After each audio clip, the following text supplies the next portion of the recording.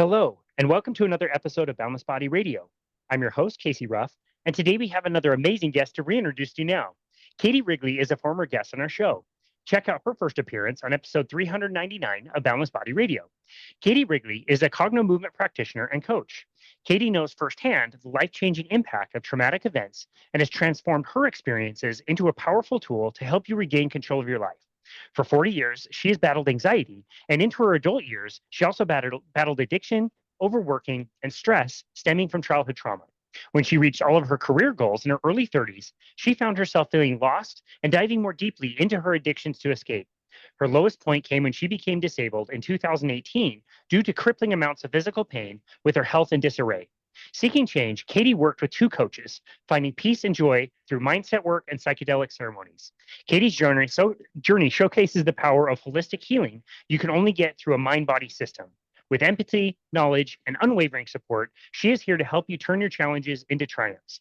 I was absolutely honored to be one of her first guests on her new podcast, The Catapult Effect, which is formerly known as The Pain Changer, in August of 2024.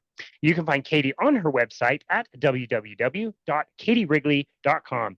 Katie Wrigley, what an absolute honor it is to welcome you back to Boundless Body Radio. Thank you, Casey. It's always so much fun anytime I get to talk to you and have a good, stimulating conversation like what we're going to have today. I'm so excited. It's obviously not an honor enough to not goof your name up, but it is an honor to have you on the show. Apologize for that. Oh, I am so excited to chat with you. Every time I talk with you, I get something out of it. I learn something new. You and I think, can call each other really good friends and really seem to jive really well. I did a session of Cognomovement with you a few years ago, and that really helped me personally, honestly, break through, a kind of wall that I was running into emotionally and personally. And I really appreciate that. So thank you so much. And thank you for making time to come on our show today. You're welcome on both. And I'm so glad that that session was helpful to you. I remember you giving feedback and you're like, oh my gosh, we had our best month ever after that. And Yep. it's amazing how these patterns get in our way and we don't even see them, right? Yep. Until it's gone. And it's like, oh, that's available now. Yep, totally. It was interesting. Like I was looking to break through a barrier financially, and you and I talked specifically about a certain thing that I was going to invest in, and I did the investment in this thing, and I can't say that like I went to this thing and somebody gave me the amount of money that I paid to attend this event essentially. But when I look at the connections, I could not put a monetary value on some of the connections that I made when I went to those kinds of things. So it's not like a dollar for dollar thing, but it was interesting to reflect back and think that if I hadn't have done this thing, I wouldn't have met these people. I would not have known who they were. Now I consider them really good friends. I wouldn't have deepened connections with other people. And so it's interesting that it's not always, again, like a dollar for dollar exchange, but it was something that created events and relationships in my life and memories that I'll never forget. So I really appreciate that. And thank you for sharing that. And I want to commend you on your level of awareness, because that's part of my job as a practitioner, is helping to do that reverse engineering of connecting those dots. And oh, this shifted in this session. And oh, this is what it had been before. And it's not that the person isn't aware. It's that when we remove that pattern, the awareness goes with it, because there's nothing anchoring it in the body to keep it aware. And so it's gone from your memory. Like we call it cognoamnesia. And I've had it multiple times, but you were able to, with your level of awareness, it's amazing that you were able to connect back to that. And we see that too. But I've had multiple sessions where I like go back to my practitioner friend who worked with me and I'm like, what did we work on? Everything's changed, but I don't remember what we worked on. Like, which sounds absolutely ridiculous, right? But it's because there is nothing in my body that is anchoring that pattern to me anymore. So it's just gone. And it's weird how that happens. But I love that you were able to connect that. And a lot of times that is how things manifest, right? We think it's going to look a certain way, and we'll actually wind up keeping more things from us because we're so fixed on the how. Whereas if we let go of the how and just, hey, this is what I want to pull into me, and we start focusing on the stuff we can't see. Like I love the way Dr. Joe Dispenza puts it. You're focusing on the invisible stuff out there, putting your energy, your attention into the invisible stuff to call it to you. He says it much more eloquently than that. But that's how you start to see that and connect. And okay, this was the goal I set for myself. And through these connections, I actually manifest this for myself. And that's how manifestation works. And it's crazy how many people will have what they manifested and reject it because they're stuck in the how. It's really, and I've done that myself too. I'm not poking at anybody other than me. Well, I'm just sitting here thinking, Katie, I'm feeling very triggered right now because you're basically describing me perfectly, just grasping on to exactly the way things have to be and how the future has to be. And I just cling to that so much, and to let it go is so not my tendency. So I can relate to that.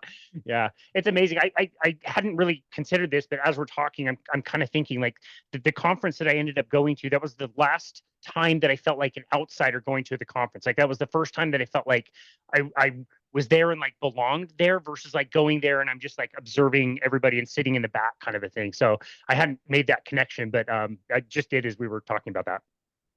And you know what? I'm actually remembering part of that session. I'm going to go look for the notebook because I keep all my notebooks from former sessions in there. So that one's buried somewhere. But I'm going to see if I can find that, because that I'm remembering that is you were actually planning to go to this conference year after year after year, and you were planning to build your network every year and have these people, like these amazing marquee names, start to become your regular contacts and part of your network. And it sounds like that's what's happening. It really has. Some of these people like on my text message level now that I would never have imagined. It's just so bizarre to me. But yeah, again, I really appreciate that. And it was our session that really helped me break through that. So thank you very much for that. Yeah, it's awesome. As I look through your podcast, you've rebranded, like we said, the Catapult Effect. I want to talk about that, what that means, why you decided to rebrand, how that energy has changed. But before we do, I'm looking through the names of people that you have included in the themes that you've been talking about on your show. And it seems to me that the episode that you included me in is almost like a black sheep of other things that you guys talk about, like tons of trauma episodes and getting over pain and stress and all these wonderful topics. But then there's this one episode about unconventional nutrition. And I'm so honored that you would include me in any of that, but also you included me in the first set of releases that you did of the show. So again, like I'm really flabbergasted that you would want to do that. But honest, very genuine question: why would you want to include that and that topic in one of your first episodes that you ever did in your new rebrand? Because if you don't have diet dialed in, you may not have it dialed in right now. You may be figuring it out. But if you are not on some kind of path to figure out what diet is the best for your body, you are not going to get to your goals as easily. Whether you're trying to get out of pain, whether you're trying to lower stress, whether it is some goal with work, whatever your goal is, if you are not fueling your body the way it wants to be fueled, you are making your work a hell of a lot harder to get there. So that is one of the first things that I start to plant in people's minds as they start working with me, is we're going to want to look at how much you're moving and what you're eating at some point. And a lot of times if someone comes in and they start saying they have a lot of anxiety, all right, well, how often do you go into sugar? Oh my gosh, all the time. Okay. We may want to have you go to something else other than sugar, because that sugar is going to be pushing up that anxiety every time.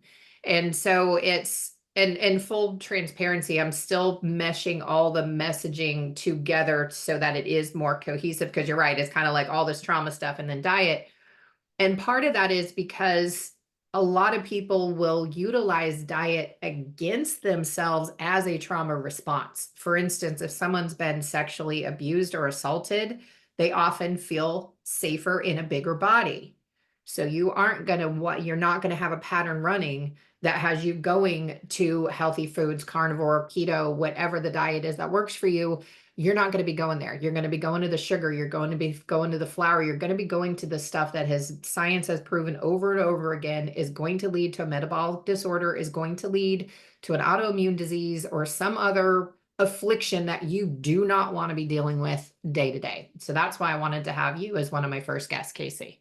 Well, thank you for that answer. And again, thank you for hosting me. It's really funny how these things are converging. And I'm, primarily in the low carbohydrate space, and metabolic psychiatry is on the come up as something we're starting to learn a little bit more about how this can help people with their mental disorders and trauma. And we've kind of known about that for a while, but it's becoming more and more research, and papers are coming out, and it's increasing. But on your end, it's not like nutrition is your like primary thing. You came at this through healing people's trauma.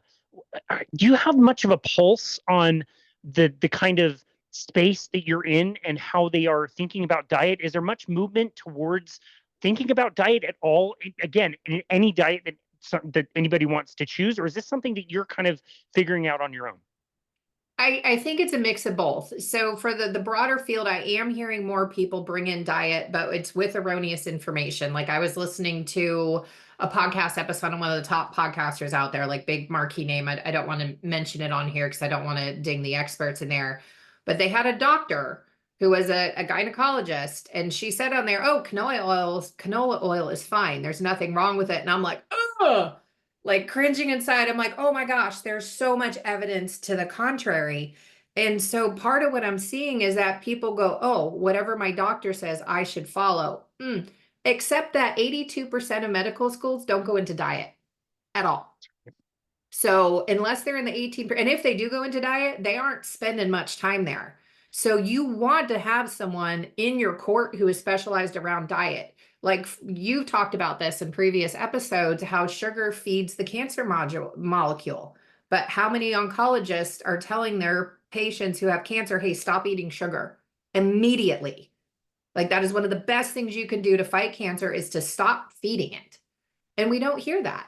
And so I actually got really involved with this community called the Heroic Community, and I friggin' love this thing. And so Brian Johnson is the CEO, and through his lens and what he's teaching, and the whole purpose behind Heroic is for 51% of the world to be flourishing by the year 2051, which is a really tall order. Like if you look and see, like I think the country that's the closest still has 16% to make up to, and that's one of the happiest countries in the world, which by the way is not the United States.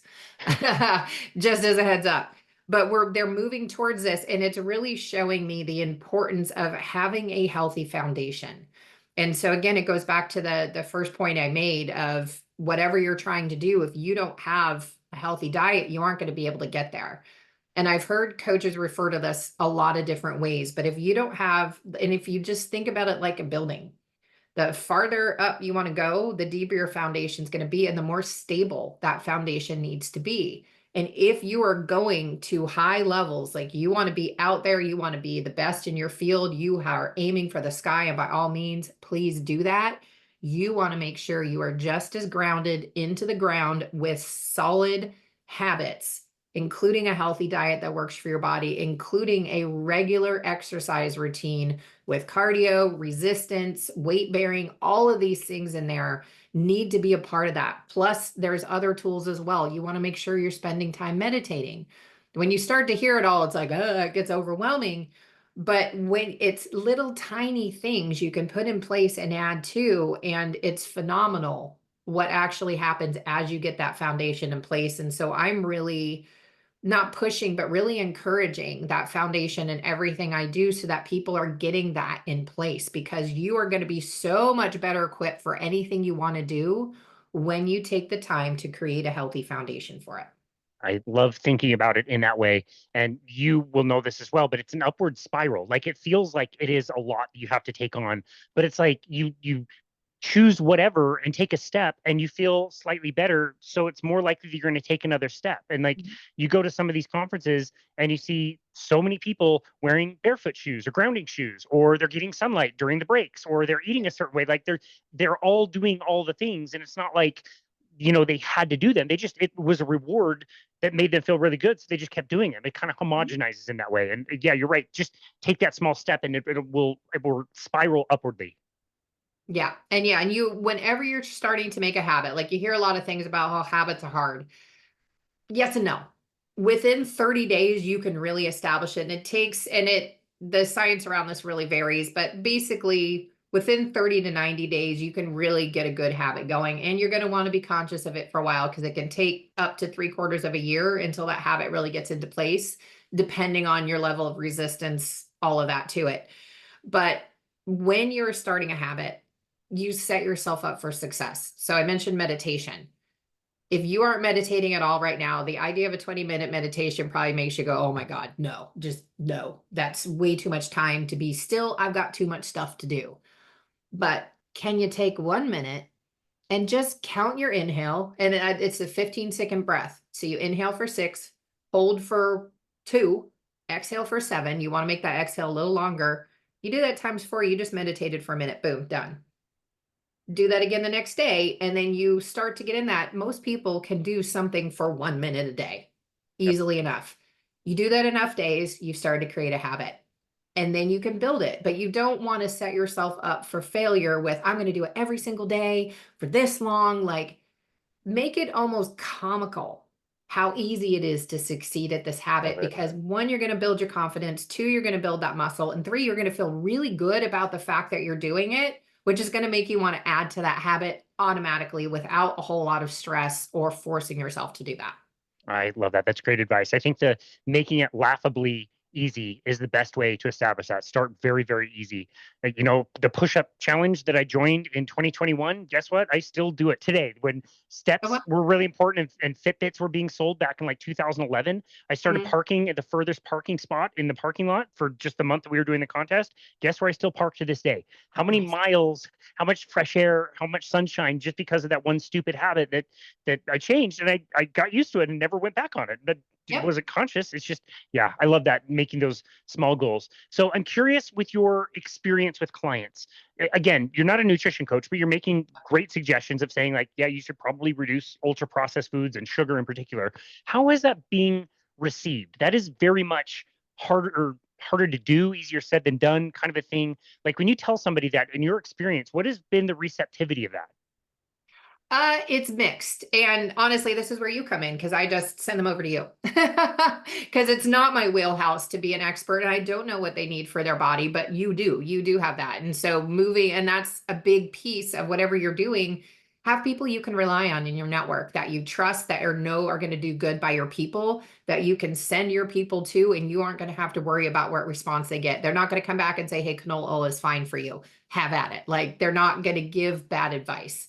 So you want to have that in your network. But honestly, most of the people who want to work with me are like, I know I need to make some diet changes. And so it's like, okay, what are you willing to do? And I like how 75 hard does it. Like, they made it kind of simple. And I haven't done this, just to be clear. I have I need to mentally get ready if I'm doing 75 hard, but I'm considering it. But it's basically, you have three choices: pescatarian, vegetarian, or paleo. And paleo is going to be the closest to the low carb, which works really the best in my own body, which I had lots of resistance to that before I finally settled on it. And it's just so good for me for so many reasons. And so I stay on that. But for the most part, people are aware on some level they need to change something. Like, you're aching, something isn't working the same way. Maybe your blood levels are off, but there's some kind of indicator by the time they get to me that tells them that this is probably going to be part of it. And so taking away that judgment around their food, like, I'm not going to sit there, I'm not going to judge someone because they're overweight. I'm not going to get up their butt because they have diabetes. I'm just going to ask how they feel about it. How do they feel about their medicine? Work through any negative feelings they have around their weight or their medicine using Cognomovement, and help them move forward to where they're trying to go. I actually worked with someone who has diabetes and was on metformin. I think that's how you say it, metformin, whatever. Metformin, metformin. Yes, that stuff. Was on it, has gone off of it since our work together, has greatly reduced the amount of insulin that she's had to take, because she's learned how to eat and she's learned how to manage her stress. So she learned how to manage her stress and her pain with me. And then she took that on her own and was able to apply the same techniques into her diet to find the diet that worked the best for her. Love And it. she's doing great. And her blood sugar is just a little bit above normal. Like, I think it's in the low hundreds, which is really good for someone who had it in the twos, threes, 400s just a year and a half ago. Yeah, that's fantastic. Yeah, send her our congratulations for sure. That's amazing Oh, to hear well. those kinds of stories. So related, to diabetes, one thing, and in physical health, another thing. With your work, let's say you have somebody who is open to doing anything with their diet. They're open to changing something, and you're working with them using the techniques you use in Cognitive Movement, versus somebody that says, I still want to work with you.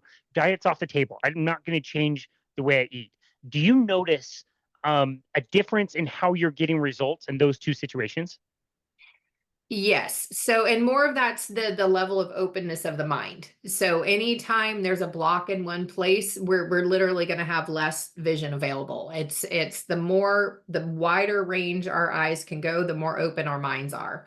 And so it doesn't mean, and typically, and I have had people start that way within 3 to 4 weeks, they're like, oh, maybe I'm going to start looking at diet because everything else starts to feel better. And they're starting to connect with a higher level of consciousness. Oh, hey, when I eat this thing, I kind of feel like crap afterwards. And that's starting to come in at some level, usually subconscious at first, and then comes into the conscious mind.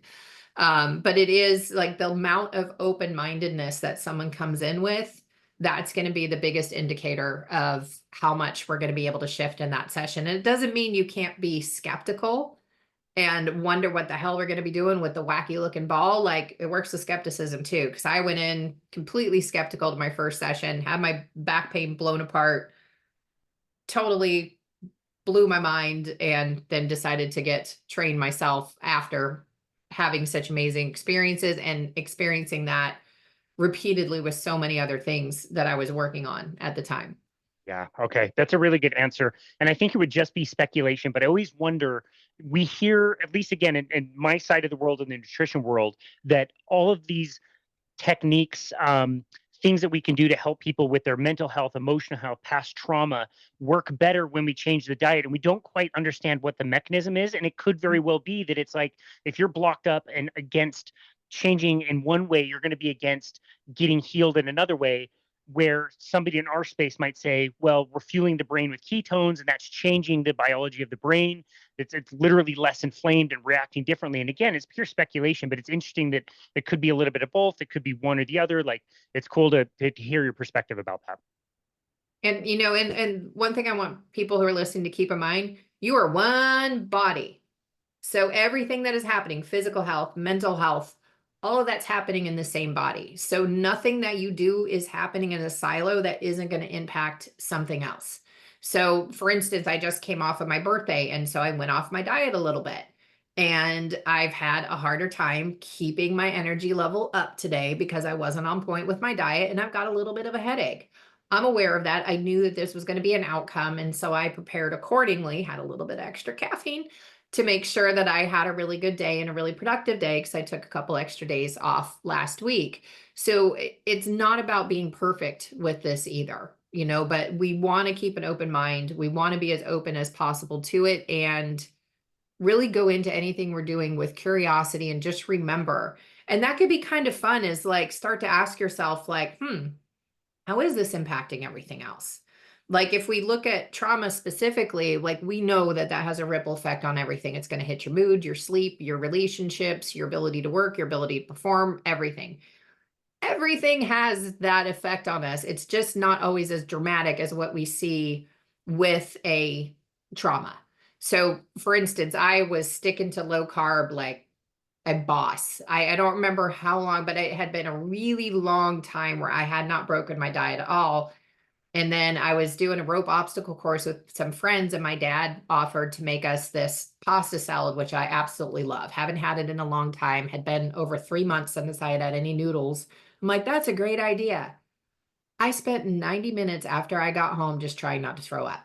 Oh my goodness. My body crashed so hard when I burned through those carbs, because it was like, oh, what are these? Like, it hadn't been in there. My body started to adjust to fat being my primary burning energy source. Like, I wasn't getting the ups and downs in mood. I wasn't getting the ups and downs in energy. Like, everything was really consistent. And I'm like, holy cow. Like, I was blown away by how I've never felt that sick from quote unquote healthy food ever. Yeah. Like, I was, whoa, I'm not eating a noodle again anytime soon. Let me tell you. Yeah, it's fascinating to ponder, like, to remember how good a pizza was, and just know, like, there is a cost, and I can pay the cost. It's not like the worst thing ever, but it's not great, and it makes me not want to do it, you know? Yeah.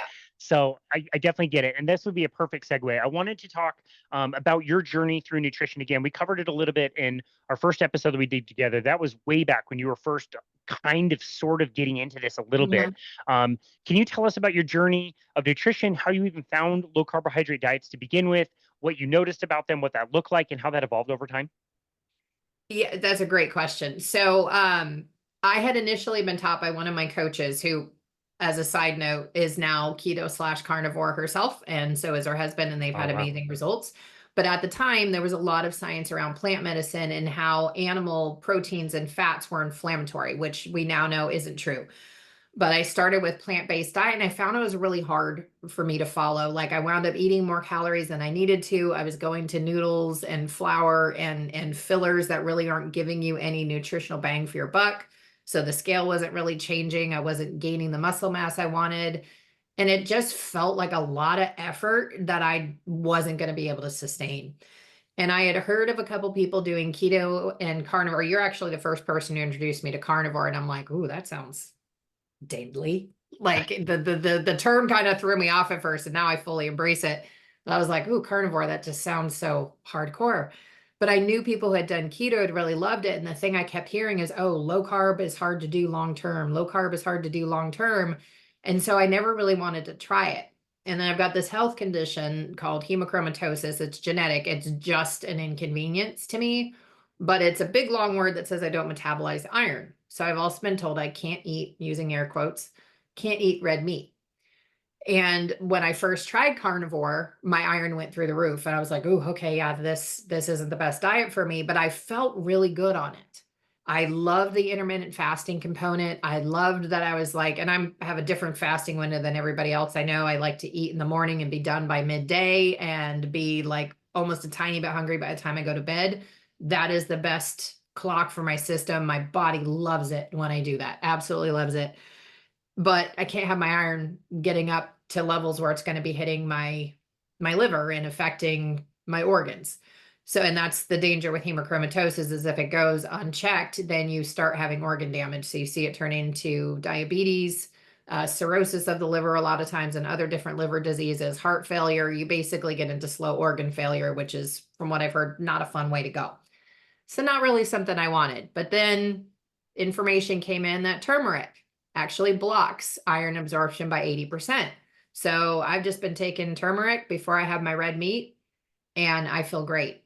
And I started to ease back into it again. I read a book called Always Hungry by Dr. David Ludwig, who's a Harvard trained dietitian, nutritionist. I can't remember. He's actually a doctor and nutritionist. And he's one of the people that turned me on to some of these crazy food studies, which, by the way, if a food study is sponsored by a cereal brand, probably not going to be legit. Just so you know, it's going to be. You don't think not the best? No. And I don't Okay. care if they partner with the NIH or anybody else. If there is a food company that is in it, the results are not going to be accurate. Good So just know that right out of the eye. I know you know that, Kate. You heard it here first. Perfect. Yeah. Not accurate. It's way off. And they do funny things, like they'll use 5 different sweeteners so that the fruit is the first ingredient legitimately, but those 5 sweeteners are actually making up the bulk of the product. But because they're split between the 5, the first ingredient's fruit, must be good for me. And learning some of that as well was part of the diet move. But the amount of food prep, again, that's the thing that's always killed it for me. And you don't have to do a lot of food prep on carnivore or keto. It's just easy. You have a big ass steak and you're done for the day. That's it. It's just the patience to put it into the sous vide or however you're making it. And I highly recommend a sous vide for red meat. Ooh, Amen. so good. It's so good. Oh my goodness. It is easy. It's so easy. You eat a big old thing of bacon or a big old thing of eggs. You stop eating when you're not hungry, when you can't lift that fork. That is a great recommendation, that if you've ever talked to Casey for diet, like that is the great way. And I will still go, I'm like, I can't get the fork to my mouth. I'm done. And that's when I know I'm done for the day. And then I'll reheat whatever I need to, but it's so easy. And so I get blood work done again next month. But what's really cool is, even as I started to step more into red meat, it's only the second time since I've been in Maine where I actually got to go 6 months, at least 6 months, without giving blood. So I know that I'm doing something right. And the other piece of that is also because I'm getting the trauma out of the body with the work I do. That's also part of what affects my blood levels. And I just know this from previous research. So those together, continuing to do the healing and really watching the diet, has made a massive positive impact on my health, despite the fact that I'm eating things I quote unquote shouldn't because of a health condition I was born with. Wow. That's incredible. I knew some of that. I didn't know all of that. So I really, really appreciate that. I noticed this generally with women. And so I'm not sure what to expect with you. You had a condition that made you not be able to eat red meat. So that's a totally different thing. I would just say generally with most women who had not been eating a high amount of animal products of any kind, when they start, there's still this like pretty strong aversion to red meat. And they might do chicken or fish and they can dabble in that kind of thing and they'll start to do a little bit more and then they'll try a little bit of red meat and they'll have a little bit more and then yeah, they turn into red meat savages and it's the only thing that they crave. Is that you're noticing that as well? Absolutely. And I wasn't craving red meat when I first started. And so I started the high fat, low carb version that came out of Dr. David Ludwig's book, Always Hungry. And then immediately went into modified carnivore, set up a call with you because I'm like, all right, this isn't sustainable. I'm going to need Casey's knowledge, get a little refresher here. How do I go forward and stick to this? Because I know I can do this and I feel great. And I'm losing weight when I haven't been able to. Like everything feels really good here. Sleeping great, lots of energy, and immediately dove into that with great results and I wanted to lose about 20 pounds and I lost,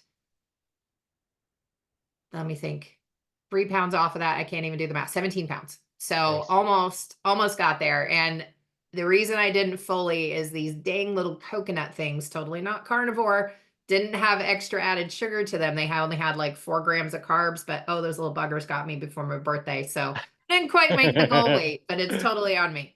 That's great. Okay, so time wise, you and I started talking, I want to say it was the winter of 2023 or kind of the end of 2022.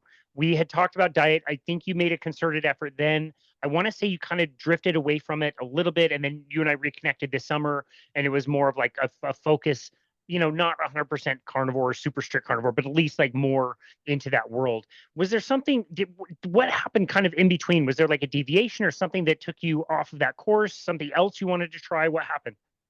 So a few things were happening and what happened, so my results the first time I tried to do the carnivore diet stuck to the fact that my liver had a lot of crap in it that needed to get filtered out. So I started working with a holistic doctor and she's like, actually, carnivore didn't not work because you have hemochromatosis. It didn't work because your liver's congested. You need to get this crap out of your liver. A lot of it's emotion and there's other things. So she started me on a protocol, but I also had these mycotoxin issue, like mold and stuff that had kind of set in somewhere along the line.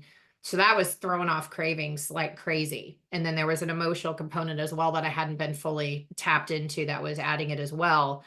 But I was trying to do more of a diet and trying to stick to what she was recommending I should eat to help clean up my body, which was no cheese for a while, trying to do more leafy greens.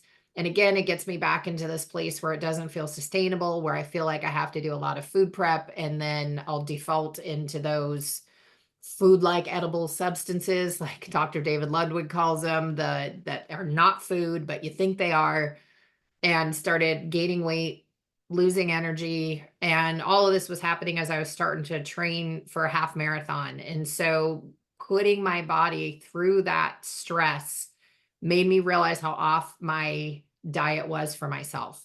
And so once I was behind me, because I'm like, okay, it's by the time I realized it was only like a month away from the race, it's like, this is not the time to change diet. And I think we'd even talked Exactly. about, you're like, no, this isn't the time. No, I'm no. like, I'm going to come back to you after I do this. And I'm actually going to do another half marathon probably next year, maybe the year after, I'm not sure, but I am going to do another one after my body has been more used to a regular, rigorous exercise routine for an extended period of time and is used to the movement that I just really kicked up again in February. And now as we do this, it's October. So it's been 8 months of movement.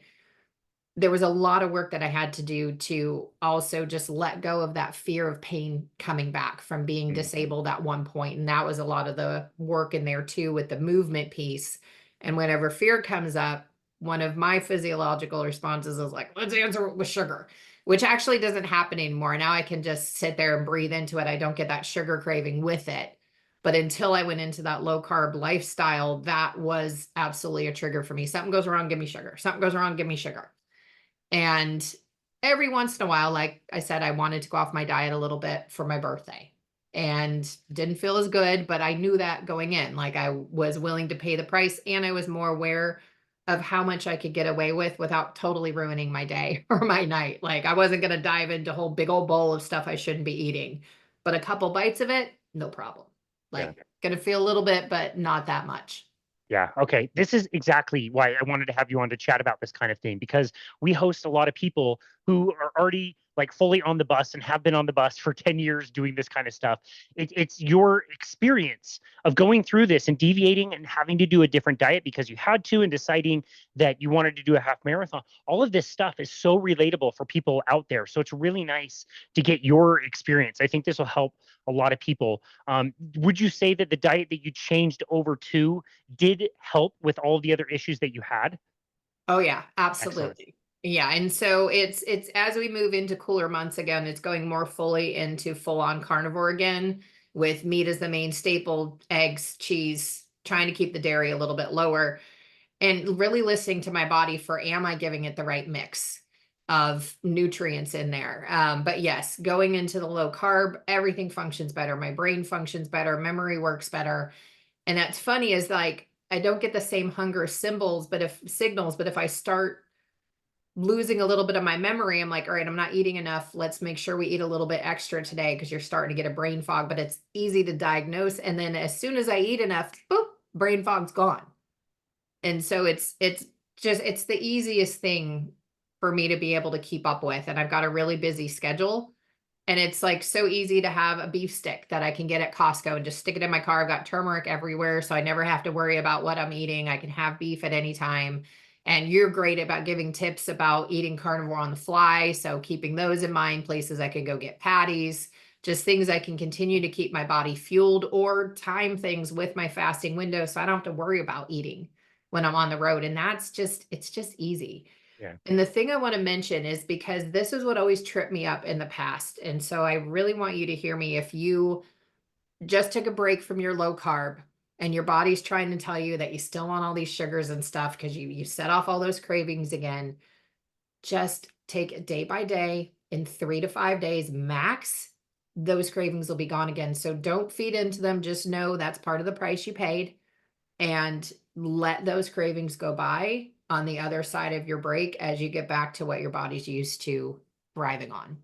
Lovely advice. Thank you so much for that. I really love that.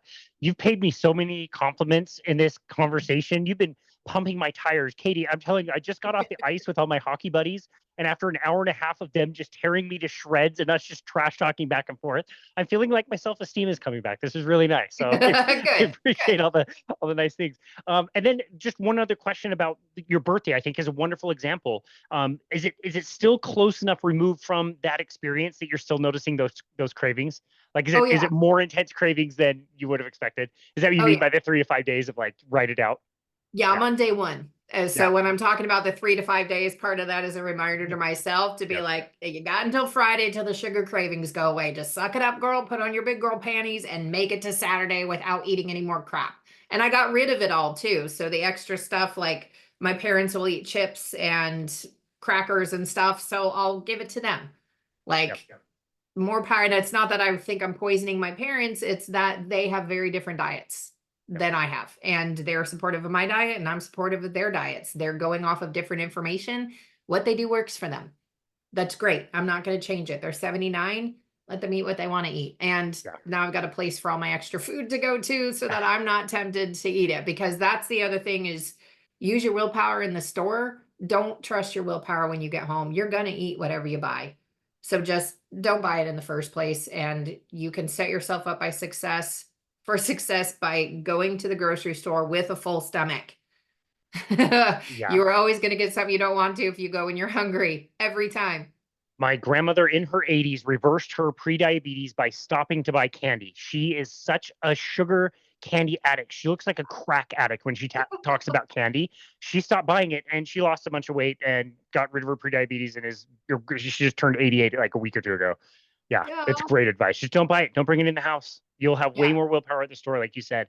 And Yep. it's so funny. You step away from those cravings and eat something to reactivate them. It's bananas how strong they are. I will drive down the street and like Taco Bell looks good and like the soda shop looks good and like everything smells good. Stuff that I would never think would taste good sounds amazing. It's crazy when they come back for a little while.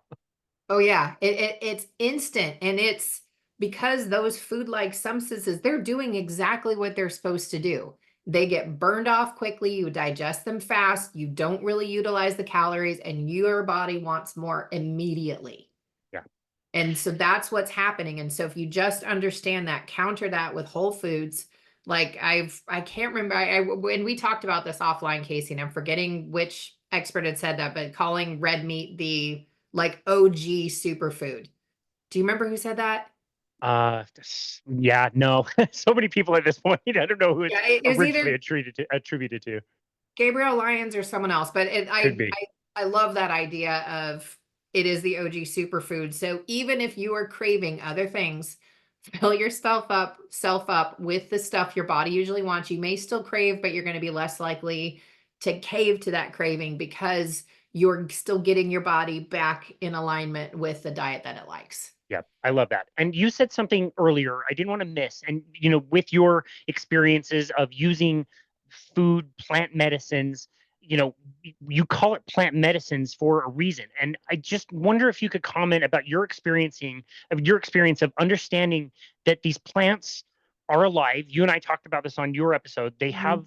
lives and desires, and they're sentient, and like they want to do things. And like we have this idea that we can grow whatever we want. We can kill whatever we want to grow whatever we want. We can eat it in whatever quantity as long as we want, without realizing that some of these compounds they're drugs in a sense. That's where we get our drugs. Sugar is a drug more than it's a food. Like you Mhm. use them in small doses. Turmeric, a great example. Like if you overdose on turmeric, you could die. But if you have a small amount, it's literally saving you and helping you with a chronic condition.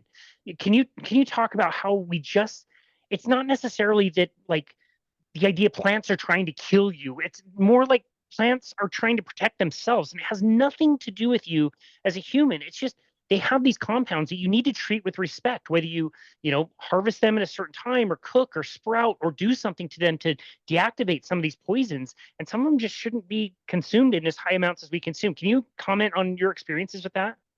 Yeah, and actually I didn't realize I'd called it plant medicine. There are some plants that I do consider medicine, but I did mean plant-based diet. But one of the best things that you introduced me to the concept on, because I had guilt about eating meat before, was in order to be alive on this earth, something else has to die. And most of us feel more comfortable if that thing doesn't have a plant.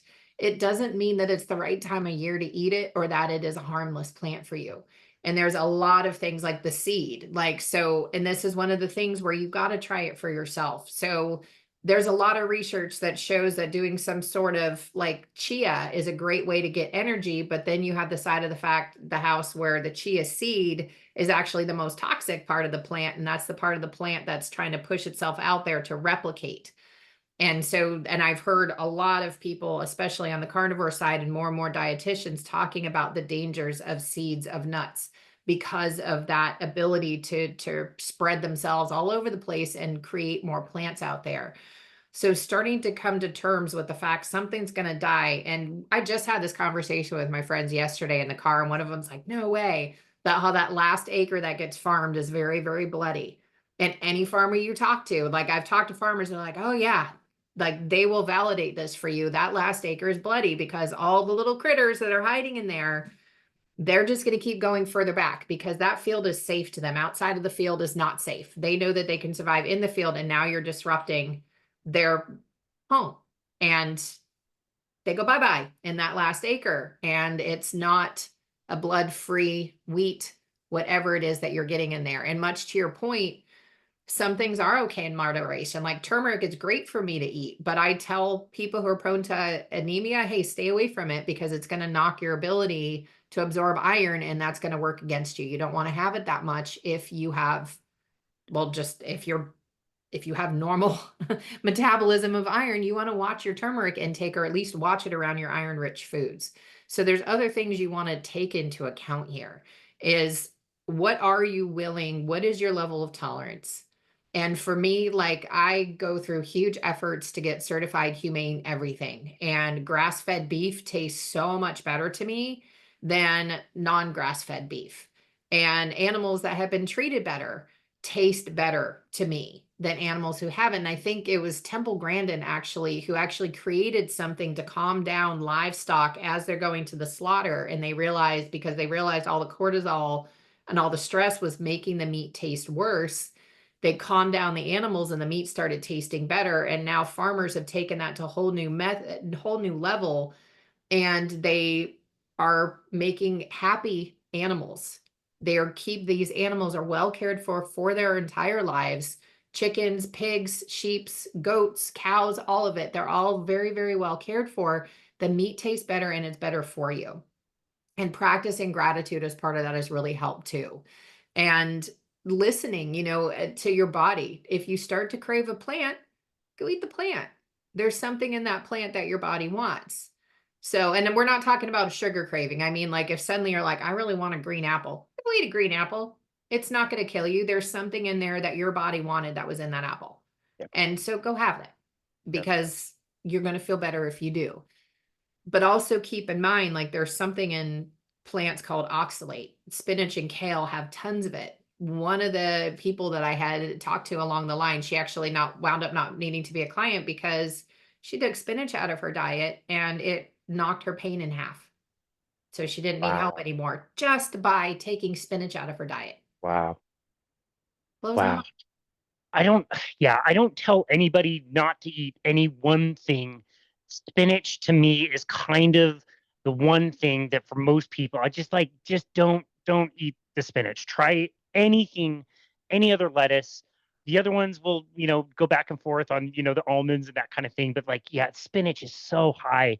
It's a tough one. So that's amazing that she got great results. And that was, again, another really thoughtful answer. I appreciate that. And I think all of us, in the carnivore world, we don't like the killing of animals. We're not comfortable with it. It's not the most fun for us to wrap our minds around it as well. At the very least, the cow hopefully had a great life, like you said, and had low stress. And there's a purpose to that life in the end, where you think about all the other animals in the combine. That's just a waste of life. That's just, these animals died for nothing, not used for anything. It's a sad thought. And again, it's hard to wrap your brain around that. The ego doesn't want to confront death very much at all. And I think that's really helpful to think about. We've been talking largely about nutrition. I wanted to talk to you a little bit about movement as well. I know that's a huge component of what you recommend and how that relates to the nervous system in particular. Can you explain some things you've learned about that? So one of the things that someone in pain immediately wants to stop doing is move. And I know this firsthand, and I've seen it in clients too. And it starts kind of gradually of, oh, I just don't want to work out today. And then the next day, and so on and so on. And like I was sharing with you, I injured myself this weekend. So I made sure that I still did some sort of exercise routine today around that injury to make sure I'm in there. It's still in the practice of movement, because it's going to be very easy to get off track with anything, right? Like as soon as we break the habit, it's easy to continue to break the habit just as it is to keep it. You can't have no pain if you aren't using your muscles properly. And if you aren't building more lean muscle, and they're finding a direct correlation to the more fit you are, the longer your lifespan is going to be, and the greater your health span is going to be. Your health span is the amount of lifespan you have that is in good health without a chronic condition or disease of some sort. So the more that you move, the more you're supporting your own longevity by using your muscles. You're also helping to keep your skeleton in place by using the muscles that are in the body that way. And there's lots of different ways that you can start to move, start to get back into shape. They have physical therapists who are very well attuned to people who are in pain. They know that is a very different comeback path from someone who's in chronic pain versus someone who's just being a couch potato that doesn't really, maybe they're starting to get achy, but they don't have any real chronic pain conditions. But you've got to start to move the body. It helps with the blood flow, getting that through the nervous system and through the cardiovascular system in there. It's going to help boost the happy hormones in the brain. Like one of the things they say on Heroic a lot, and I forget the author of the quote, but they say that exercise is like taking Ritalin and Prozac at the same time. So it's going to help you focus. It's going to boost your mood. You're going to give yourself endorphins, serotonin, I think. It's actually going to make you want to be more social. You're going to want to be more outgoing and talk to people and have more desire to connect, which is going to directly actually add to the level of fulfillment in your life. And so that movement in there is really important, especially like if you also bring in community, like if you're someone who likes going to classes, Now you've got a community component in there that's going to help boost you as well. And so it's going to help work against the isolation. It's going to help distract you from the fact that you're in pain in the first place, because a lot of pain is the fact that it's constantly there. And so it's always pulling your attention. Anything you can do to enjoy and break that cycle in there, you may still feel it, but you're going to be able to distract yourself for a little bit. And there is something everybody can do. Like if you're wheelchair bound, but you can move your arms, you can get 1 pound weights, you can start moving it. You don't even have to go buy something. You can just get household objects. Like I've got a crystal here, just start moving them, even without, yeah, your water bottle. Just start moving whatever you can. Start to twist your body. If you can twist your body, twist your body. If you can go to gentle yoga, go to gentle yoga, but start somewhere. Start to build those muscles back, even if it's just physical therapy. If that's all you can do right now, awesome. Do it as much as your body allows you to do. It's going to help your brain, it's going to train your nervous system, and it's going to help you physically as well to move out of that pain and help the body stabilize too. Yeah, well said. I love that. The book called Go Wild kind of in this concept to me, where we think the brain is all about like remembering ABBA lyrics or whatever, how to pass Mario 3 on Nintendo NES or whatever, like facts. But it's actually, when you think about it, like computers can beat us in chess, but nothing we will ever invent will be able to articulate a chess piece, reach a hand out and move a chess piece. And you think about simple movements like walking upstairs or opening a door. That is crazy complex when you really break it down and think about how amazing our brains are. Our brains are for movement. And to think about humans, we're the only species that has the Olympics, that has hundreds of different events and all these different things that we can do and be really good at. We're really generalists, and it's so good for us and good for the brain to move in whatever way that we possibly can. So I'm glad you didn't say you had like an absolute favorite way that everybody has to move. It's just move in whatever way that you want, however you like. Yep. And start somewhere, even if you can only move for 1 minute or 2 minutes a day, going back to what we said about almost comical small amount, just start. And you know what? If you're in chronic pain and you can move for a minute or two, that's not comical. That's something to celebrate and cheer that you just moved for a couple minutes. Yep. And you want to start slow, especially if you're in pain, because people in chronic pain, I know this myself, when we feel good, we way overdo it. It spikes the pain again because it takes the brain time to sort from I made my muscles sore and feel muscle fatigue versus I've pissed off my body again. It takes time to be able to separate those patterns again. So you want to start really low and just with whatever you can actually do, and just to speak to the complexity of the brain, right? So we've got 11 systems in the body total. The master system is the nervous system. It's keeping your heart going, all of your organs running. It tells you how to move your feet. It's telling me how to move my mouth right now. Like I'm not thinking about that. It's just forming the words on its own as I'm thinking about the words. I'm not thinking about moving my hands. I'm not thinking about looking at the camera. These things are just all happening on autopilot. And we tend to think that we know everything that's going on. But if you want to look at conscious mind versus subconscious mind and all the things, like we also have all these meridians that are running through the body, and we have these energy centers, these chakras. So all these things are happening in the body all at the same time, and they are run by one organ, your brain. And so when you can learn how to master your nervous system, you're going to master your entire life. Dial in your diet, dial in your movement, dial in whatever it is that you want to do. When you have learned how to train that nervous system and how to tap into what you want, you're completely unstoppable. And it's just a matter of teaching yourself and your nervous system how to get to wherever you're starting to go. Almost everything is possible when given enough time to allow it to happen and transform over time. Awesome. I love that. Tell us about the catapult effect and why you decided to kind of rebrand or change the concept from the pain changer. So the pain changer was still focusing on the problem state. We're changing pain, but we're looking at the problem state. And so as I started to look at feedback that I got from clients, especially those who do a longer term engagement with me, which I do a 15 session package for people that'll take 3 to 6 months, depending on how they pace it. And they transform so much in that time. And I realized like, I'm actually doing a lot more than changing their pain. I'm actually catapulting them forward. So I'm meeting them wherever they are.